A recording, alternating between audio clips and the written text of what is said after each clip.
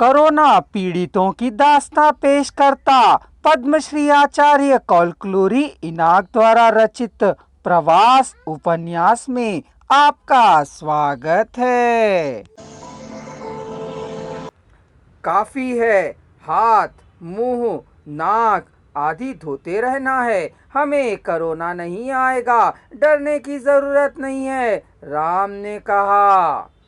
रमा को आनंद ही हो रहा था, फिर भी रुलाई आ रही थी। आनंद भी दुख का कारण होता है। सवेरे से रतन ने 2 बार सिर दर्द की गोली खाई थी।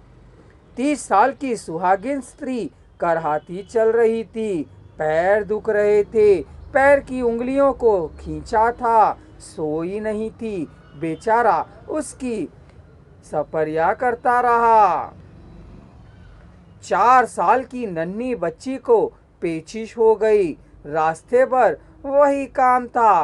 पानी की बोतल से माँ तैयार रहती थी धोने के लिए। आने वाले ठहराव में थे, ठहरने के लिए तैयार थे। कंधे पर लटकाए थैली में भोजन के पैकेट, पानी के बोतल थे। राम का सेलफोन शरारती बच्चे की तरह लगातार घनघना रहा था। राम बातें कर रहा था। पता क्यों नहीं है, बताओ, कहा। दूसरी ओर का व्यक्ति बताता ही जा रहा था। राम सुनता ही जा रहा था। उसकी आंखों से आंसू बहते ही जा रहे थे। क्या हुआ? रमा ने पूछा। दुख भरी गाथाओं का अंत ही कहाँ है? गदगद स्वर में राम ने कहा। हाँ हूँ कहते हुए सुनता ही रहा था। फिर ठीक है कह फोन कट कर दिया। कारपेंटरों का मिस्त्री रिल्ला अन्ना तुम्हें पता है ना? हाँ हाँ अच्छी तरह से मुझे मालूम है। क्या हुआ उसे? रिला ने बगल की साइट में एक बड़ा कॉन्ट्रैक्ट लिया है। इतने में कोरोना लॉकडाउन आ पहुंचा। बढ़ई का काम करने वालों को एडवांस देकर काम में रख लिया था। वह काम चोट खा गया था। काम किए बिना वर्कर्स घरों को चले गए थे। कुछ लोग बता कर गए थे, कुछ लोग बिन बताए ही चले गए। अंत में 4 बज गए थे। उनसे काम करवा रहा है। बिल्डिंग के कॉन्ट्रैक्टर ने काम पूरा हो चुके नीचे के पोर्शन में खिड़कियों और दरवाजों को लगाने के लिए कहा था। वैसा पूछना सहज ही है।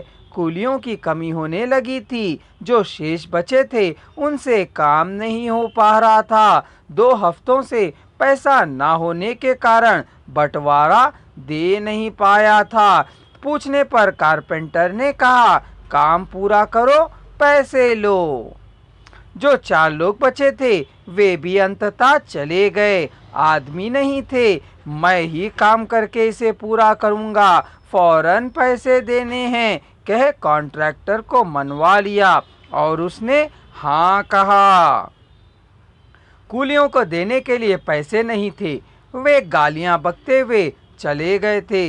रिला गौरवपूर्वक जीने वाला व्यक्ति था। ना वह किसी को कोई बात कहता और ना किसी की बात कहने का मौका देता था। ईमानदार और नीति से जीने वाला व्यक्ति था। दी हुई बात को पूरा करके रहता था। सभी कूलियों को उसके प्रति भक्ति, गौरव और विनम्र भाव था।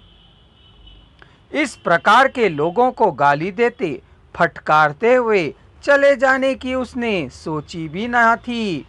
सहन कर सकने से ज्यादा सुनकर चुप रहना और अधिक सहन का प्रमाण है।